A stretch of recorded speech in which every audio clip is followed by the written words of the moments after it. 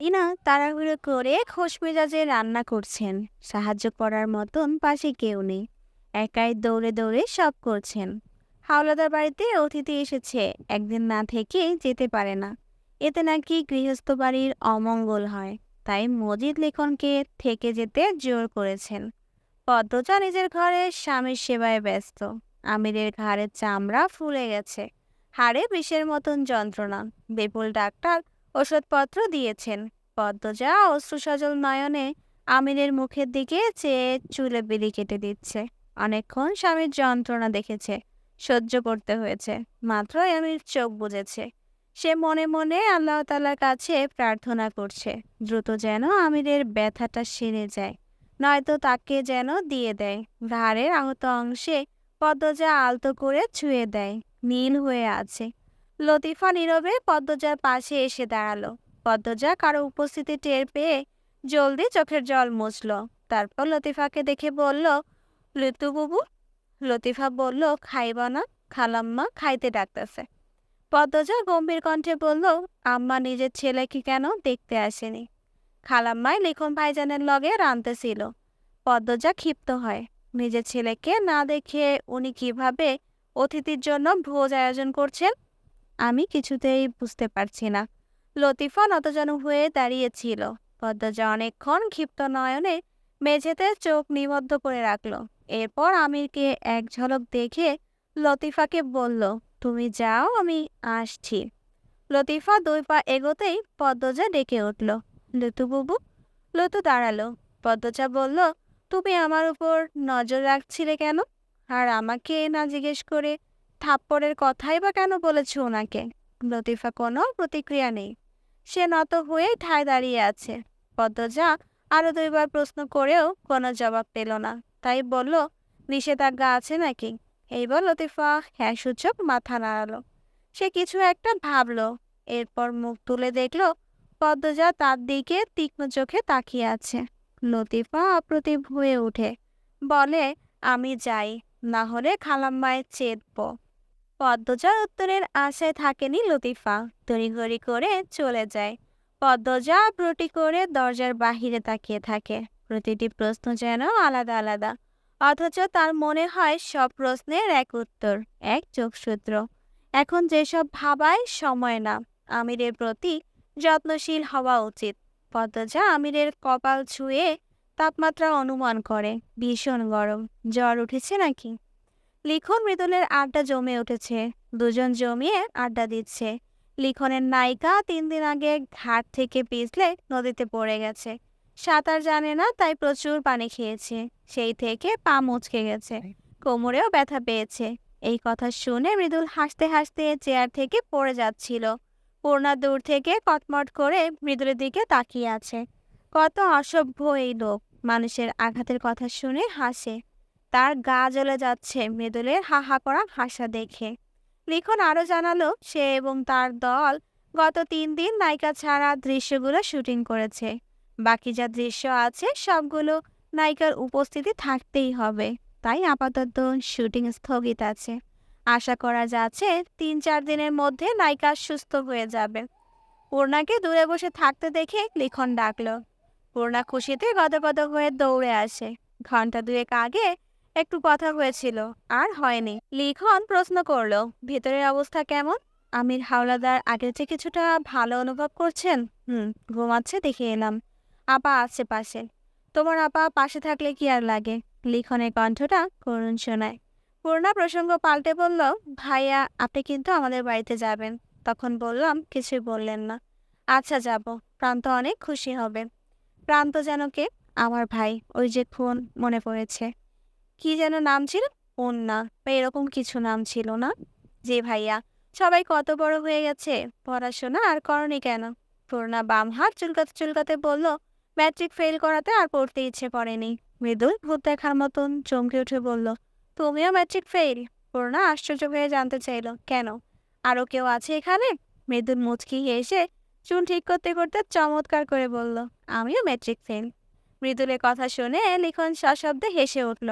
পূর্ণা সরু চোখে তাকিয়ে আছে মৃদুলের দিকে। মজা করলো নাকি সত্যি বলল? লিখন ঠোঁটে হাসি ধরে রেখে বলল, মৃদুল, মজা করছো নাকি সত্যি? মৃদুল গুরুতর ভঙ্গিতে বলল, আচ্ছা মিথ্যা কইতে যাবো কেন? এতে আমার লাভটা কি? মৃদুলের ভঙ্গি দেখে লিখন চারপাশ কাঁপিয়ে হাসলো। সাথে তাল মিলালো পূর্ণা ও মৃদুল।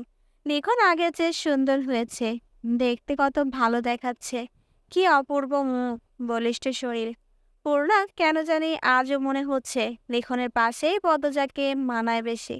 পরক্ষণে পূর্ণা নিজেকে শাসালো, চুপ থাক পূর্ণা, আমির ভাইয়ের মতন ভালো মানুষ দুটি নেই, আপার জন্য উনি সেরা। তবু মন বুঝে না, হয়তো সৌন্দর্য মিলতার জন্যই লিখন পদ্মজা দুটি নাম তার ভাবনায় একসাথে জোড়া লেগে যায়।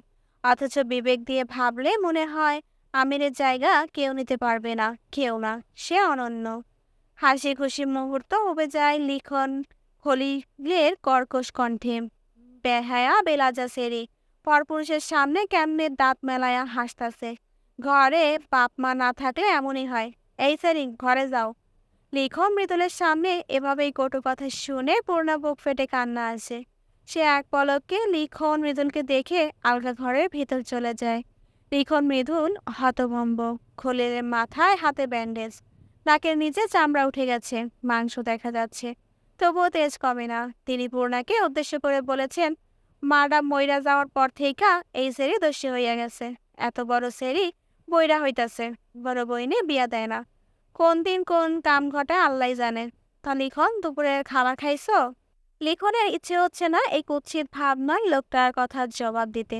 যেহেতু সে এই বাড়ির অতিথি, তাই মনের কথাগুলো শুনতে পারল না। বলল, জি না। মৃদুল খলিলকে উপেক্ষা করে আলগা ঘরে ঢুকে পড়ে। পূর্ণা আলগা ঘরের পেছনে বারান্দায় এসে দাঁড়ায়। মৃদুল পেছনে এসে দাঁড়ালো, কোমল স্বরে বলল, খালুর কথায় কষ্ট পাইছো? পূর্ণা মৃদুলের দিকে না তাকিয়ে জবাব দিল, আপনি কারো কষ্টের কথা ভাবেন দেখে ভালো লাগলো। সবসময় তেরা কথা কও কেন? আমি যদি আগে জানতাম তোমার কালি কইলে তোমার এত কষ্ট হয়, আমি কইতাম না। পূর্ণা তাকালো। পূর্ণার দৃষ্টি দেখে মৃদুলের কেমন করে উঠল। এ দৃষ্টির নাম বোধ হয় কেমন করা দৃষ্টি। পূর্ণা নির্লিপ্ত ভঙ্গিতে বলল, মাপ চাইছেন? মৃদুলের ব্রুজরা কুচকে আসে। দুপা পিছিয়ে বলে, জীবনেও না। পদ্মজা ক্ষুধার্ত বাঘিনীর মতন রান্নাঘরে ঢুকে ফারিনাকে বলল, আম্মা কি হয়েছে আপনার? ফারিনা প্রবল বিষমে জানতে চাইল, কেন, কি হইব আমার? ফারিনার ব্যবহারে পদ্মজা খুব অবাক। সে কিঞ্চিত হা হয়ে তাকিয়ে রইল। ফারিনা নিশ্চিন্ত মনে চুলা থেকে পাতিল নামালেন। এরপর বললেন, ও পদ্মজা, মগারে একটু কইবা লিখন মৃদুলের ডাইকা আনতে। লিখন স্যারেরা কখন আইছে, এখনো খায় নেই। পদ্মজা আর ঘাটালো না ফারিনাকে। সে বুঝে গেছে কোনো জবাব পাবে না। সদর ঘর পার হতেই দরজায় মৃদুল এবং লিখনের দেখা পেল। পদ্মজা চট করে আঁচল দিয়ে মাথা ঢেকে নিল। এরপর বলল, আপনারা এখানে এসে বসুন, আম্মা আপনাদেরই খোঁজ করছিলেন। কথা শেষ হতেই পদ্মজা সদর ঘর ছেড়ে রান্নাঘরে চলে গেল। লিখন আবিষ্ট হয়ে সেদিকে তাকিয়ে থাকে। সেই পুরনো দিনের মতোই তার স্বপ্নের প্রেয়সী এক ছুটে পালিয়ে বেড়ায়। পার্থক্য শুধু এইটাই, আগে লজ্জায় পালাতো, এখন অস্বস্তিতে। লিখন গোপনে দীর্ঘ নিঃশ্বাস ছাড়ল। পদ্মজাকে এক ঝলক দেখার জন্য এই বাড়িতে সে পা দিয়েছে। যাকে ভালোবাসে তার স্বামীর বাড়িতে আসা কতটা কষ্টের তা শুধু আগের ভাগেই জানে। মৃদু লিখনের দৃষ্টি খেয়াল করে কিছু একটা আন্দাজ করে বলল, পদ্মজা ভাবিকে চিনেন? চিনব না কেন? লিখন থেমে গেল। সে নিজের অজান্তেই কি বলে দিচ্ছিল। হেসে বলল, এসব জেনে কি হবে, আসো গিয়ে বসি। তারপর বলল, কখনো প্রেমে পড়েছ? না মানে? উদাসীন হয়ে বলল মৃদুল। নিশ্চিত হয়ে বলো। মৃদুল ভাবল কোনো নারীর প্রতি তার আকর্ষণ বেশি কাজ করছে। উত্তরও পেয়ে গেল। সকালেই সে পূর্ণার মধ্যে অদ্ভুত কিছু পেয়েছে, অজানা অনুভূতি অনুভব করেছে। এটা কি প্রেম? মৃদুল নিশ্চিত নয়, তাই সে বলল, না বলি নাই। আচ্ছা সেসব বাদ, বিয়ে করেছ, কবে সেটা বলো। হুম, হুট করে একদিন। আমার ইচ্ছে আমি হুট করে একদিন বিয়ে করে আম্মারে চমকে দেব। লিখন সশব্দে হাসলো, বলল, জানো মৃদুল, মানুষের সব চাওয়া পূরণ হয় না। প্রতিটি মানুষের জীবনে কোনো না কোনো পাশে অপূর্ণতা থাকে। তাহলে বলছেন আমার এই ইচ্ছে পূরণ হবে না? না, তা বলছি না। হুট করে বিয়ে করে ফেলা আর কেমনে অসম্ভব কাজ। মেয়ে রাজি থাকলেই হলো। মেয়ে বেঁকে গেলে কিন্তু ইচ্ছা খতম। লেখন আবার সশব্দে হাসলো। মৃদুল অপরণের তাল মিলিয়ে হাসে আর ভাবে, একটা মানুষ এত হাসতে পারে কিভাবে? এত সুখী লেখন শান। সে তো আর জানে না দুঃখীরা পাহাড় সমান কষ্ট নিয়ে লুকিয়ে হাসির আড়ালে। আস্তে আস্তে বাড়ির সবাই আসে, আমির ছাড়া। রেদওয়ান খলিল এত শান্তভাবে আছে যেন মনেই হচ্ছে না সকালে এত বড় ঘটনা ঘটে গেছে। বাড়ির মহিলারা দৌড়ে দৌড়ে খাবার পরিবেশন করছে। পদ্মজা খুব অবাক হয়ে প্রতিটি মানুষকে পর্যবেক্ষণ করছে। লিখনও এত কম অবাক হয়নি। কত শান্ত পরিবেশ। ঝগড়ার পর মান অভিমান তর্ক বিতর্ক থাকে, সেসব কিছুই নেই। পদ্মজা সবার সামনে আলাদা প্লেটে খাবার নিয়ে ফারিনাকে বলল, আম্মা, আমি ওনার জন্য খাবার নিয়ে যাচ্ছি। ঘুম ভেঙেছে হয়তো। পদ্মজা সিঁড়ি ভেঙে উপরে উঠছে। লিখন সেদিকে আর চোখে তাকায়। পদ্মজার হাঁটার ছন্দ তৃপ্ত ও সাবলীল। মাথায় শাড়ির আঁচলে ঘোমটা টানা। স্বামীর জন্য খাবার নিয়ে যাচ্ছে। এই স্বামীটা কি সে হতে পারতো না? এতটাই অযোগ্য ছিল? অযোগ্য নাকি নিয়তির খেলা? কেন ভোলা যায় না এই নারীকে? লিখনের বোন লিলিয়ার পদ্মজা একই ক্যাম্পাসে হওয়া সত্ত্বেও লিখন কখনো পদ্মজার সামনে এসে দাঁড়ায়নি, পদ্মজার অস্বস্তি হবে ভেবে। সে পদ্মজার চোখে ভালোবাসা দেখতে চায়, বিব্রত ভাব বা অস্বস্তি দেখতে চায় না। এই যে বড় যন্ত্রণার, এতদিনে অমুকের ভেতর কিভাবে পুষে আছে এক পাক্ষিক ভালোবাসা। কোনোভাবে কি এই ভালোবাসা পূর্ণতা পাবে? আসবে সেই সুদিন। লিখনের শুল্ক চক্ষু সজল হয়ে ওঠে। সে ভাবতে পারে না পদ্মজা বিবাহিত। লিখনের সম্মুখ বারবার মৃদুল ছিল। মৃদুল লিখনের প্রতিক্রিয়া দেখে অনেক কিছুই বেছে নিল। নিশ্চিত হওয়া যাবে পূর্ণাকে জিজ্ঞাসা করলে। খাওয়া দাওয়া শেষ করে পূর্ণার সাথে কথা বলতে হবে। মৃদুল চারিদিকে চোখ বুলিয়ে খুঁজলো পূর্ণাকে। পদ্মজা আমিরের ধারে বসলো। ঘাড়ে প্রচন্ড ব্যথা, টিকে থাকা যাচ্ছে না। রাগে কিরমির করছে এখনো। পদ্মজা শান্ত করে, তারপর খাইয়ে দিল। খাওয়া শেষে আমির ম্লান হেসে বলল, লিখনের সাথে কথা হয়েছে? পদ্মজা নিকষ স্থির চোখে তাকালো। ওনার সাথে কেন কথা হতে যাবে আমার? উনি তো তোমার জন্যই এসেছেন। আপনাকে বলেছে? অন্য দরকারেও আসতে পারে। আমির হাসলো, বলল, সে আজও তোমাকে পছন্দ করে। আশা করি তুমি তার কাছে যাবে। অসম্ভব, যা তা বলছেন। আপনি এসব বললে আমার খারাপ লাগে। পদ্মজা থামলো। আমির মৃদু আসছে। পদ্মজা আমিরের কোলে মাথা রেখে আদরে কণ্ঠেও বলল, আপনি জানেন না আপনাকে কত ভালোবাসি আমি। আমি আপনাকে ছাড়া এক মুহূর্ত ভাবতে পারি না। তাহলে বাচ্চার জন্য বিয়ে করতে বলো কেন? বন্ধা নারীর কত যন্ত্রণা বুঝবেন না। আমাদের একটা মেয়ে হয়েছিল, আর হবে না, তাই বলি। হবে আল্লাহ বাঁচালে। তাছাড়া আমার কাছে তো একটা ফুটফুটে বউই আছে, আর কি লাগে? যা আমিরের কোল থেকে মাথা তুলে বসলো। তারপর চিরুনি দিয়ে আমিরের চুল আঁচড়ে দিল। বলল, চুলগুলো বড় হয়েছে অনেক। আচ্ছা, এদিকে আসো। আমির পদ্মজাকে এক হাতে টান দিতে গিয়ে ঘাড়ে চাপ খেয়ে আহ করে উঠল। পদ্মজা ব্যস্ত হয়ে পড়ে। খুব লেগেছে? আমি নিয়ন্ত্রণ হারিয়ে ফেলছিলাম। কেন ফোন করেন আপনি? চারপাশে অনেকটা ফর্সা হয়েছে। দুপুরের সূর্যটা একটু দেখা যাচ্ছে, তাও তেজ নেই। কিছুক্ষণ পর আবার ডুবেও যাবে। পূর্ণা লবণ দিয়ে টক বড়ি খাচ্ছে। দেখে মনে হচ্ছে অমৃত খাচ্ছে। মৃদুল পূর্ণার পাশে এসে বলল। পূর্ণা চমকে উঠল। মৃদুলকে দেখে বুকে থুতু দেয়। তারপর বাজখাই কণ্ঠে বলল, হুট করে এভাবে কেউ আসে? আর কথা কইও না। তোমার সারা দুনিয়া খুঁজতে খুঁজতে হয়রান হয়ে গেছি। মাত্র মগা কইল তুমি নাকি সাদে। কেন আমাকে খুঁজছেন কেন? এমনে খ্যাট খ্যাট কইরা কথা কইতেছ কেন? একটু ভালো কথা আহে না মুখ দিয়া? পূর্ণা একটু নড়ে চড়ে বসলো। এরপর হেসে বলল, দুঃখিত। এবার বলুন কি দরকার? ব্যক্তিগত প্রশ্ন করতাম আর কি। আমার ব্যক্তিগত কোনো তথ্য নেই। তোমার না, তোমার বড় বইনের, পদ্মজা ভাবির। পূর্ণা উৎসুক হয়ে তাকালো। মৃদুল উৎসুক হয়ে বলল, পদ্মজা ভাবি আর লিখন ভাইয়ের মধ্যে কোনো সম্পর্ক ছিল? পূর্ণা জোরে নিঃশ্বাস ছাড়ল। তার ভাব দেখে মনে হচ্ছে মৃদুল কোনো ফালতু প্রশ্ন করছে। এরপর নির্বিকার কণ্ঠে বলল, না, তবে লিখন ভাই আপারে পছন্দ করত। আপার সাথে ভাইয়ের বিয়েটা কেমনে হয়েছে জানেন? আমির ভাইয়ের কথা বলছো? আমার আপার কি আর কোথাও বিয়ে হয়েছে? সোজা উত্তর দিতে পারে না। তারপর বলো, ওই ঘটনাটা না হলে লিখন ভাইয়ের সাথেই আপার বিয়েটা হতো, কিন্তু হয়নি, এটুকুই। লিখন ভাইয়েরাই দেখলে মনে হয় তাদের মধ্যে কোনো গভীর সম্পর্ক আছে, তারপর বিচ্ছেদ হয়ে গেছে। ভাই অনেক ভালোবাসতো আপারে। পূর্ণা বড়ই খাচ্ছে তৃপ্তি করে। মৃদুল বিরক্তি নিয়ে অনেকক্ষণ পূর্ণার দিকে তাকিয়ে থাকে। এরপর উঠে দূরে গিয়ে দাঁড়ায়, চারপাশ দেখে। পূর্ণা বাঁকা চোখে মৃদুলকে পা থেকে মাথা পর্যন্ত পরখ করে নেয়। মৃদুলের উপস্থিতি তার হৃদস্পন্দন বাড়িয়ে দেয়, বুক হাঁপড়ের মতো ওঠানামা করে, কিন্তু তা প্রকাশ করার সাহস হয় না। পূর্ণা আরেকটা বড়ই হাতে নিল। তখন মৃদুল ডাকলো, বেআইন। পূর্ণা তাকায়। মৃদুল ঝুঁকে ছাদের মেঝেতে কিছু লিখছে। পূর্ণা উৎসুক হয়ে সেদিকে এগিয়ে যায়। মৃদুল আঙুল দিয়ে বলল, রক্ত না? পূর্ণা মৃদুলের মতো ঝুঁকে ভালো করে খেয়াল করলো। তারপর বিস্ফুট কণ্ঠে বলল, তাই তো। মানুষের রক্ত না পশুর রক্ত? নিশ্চিত হইতাম কেমনে? পশুর রক্ত এখানে আসবো কেন? মানুষের রক্তই বা কেন আসবে? তাই তো। দুজন চিন্তিত হয়ে ভাবতে থাকলো। পূর্ণা বলল, মনে হয় কোনো পাখি শিকার হয়েছে আর রক্তাক্ত অবস্থায় এখানে এসে পড়েছে। তাহলে মরা পাখিটা কই? ধরুন আহত হয়েছে কিন্তু মরেনি, এরপর চলে গেছে।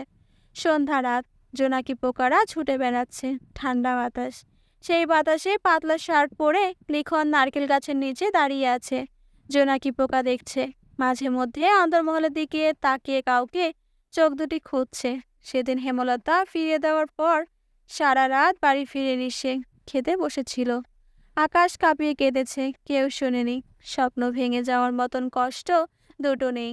স্বপ্নে সাজানো সংসার ভেঙে চুরে চুরমার হওয়ার পরের দিন ছিল সেদিন। এক সময় ইচ্ছে হয়েছিল পদ্মজাকে তুলে নিয়ে পালাতে, কিন্তু বিবেক সাড়া দেয়নি। পরদিন সকালে উঠেই মা বাবাকে নিয়ে ঢাকার উদ্দেশ্যে যাত্রা শুরু করে। প্রতিটি মুহূর্তে আফসোস হয়, শুরুতে কেন হেমলতার কাছে প্রস্তাব দিতে পারল না সে। পরবর্তী কয়েকটা মাস ঘোরার মধ্যে কেটেছে। সিনেমা জগৎ থেকে সম্পূর্ণ বিচ্ছিন্ন ছিল। এরপর জীবনটা গতিটা স্বাভাবিক হয়েছে ঠিক, কিন্তু মন তো ভেঙে গুড়িয়ে গেছে। আজও জোড়া লাগেনি। পদ্মজা কি কখনো জানবে ঢাকায় কতবার পদ্মজার পিছু নিয়েছে সে? জানবে কি তার ভালোবাসার গভীরতা? লিখন আনমনে হেঁটে উঠল, চোখে জল, ঠোঁটে হাসি। এ হাসি সুখের নয়, যন্ত্রণার। পূর্ণা অন্দরমহলে আসেনি। পদ্মজা ভীষণ রেগে আছে। আলগা ঘরের বারান্দায় সারাক্ষণ কি করে এই মেয়ে? এর আগেও যখন পারিজাতার পেটে ছিল, পূর্ণা এই বাড়ি অনেকদিন ছিল, তখনও মাঝরাত অবধি আলগা ঘরের বারান্দায় বসে থাকতো। পদ্মজা শাল গায়ে জড়িয়ে বেরিয়ে আসে অন্দরমহল থেকে। সারাদিন পূর্ণার খোঁজ নেওয়া হয়নি। এখন ধরে ঘরে নিয়ে যাবে। নির্জন থমথমে পরিবেশ।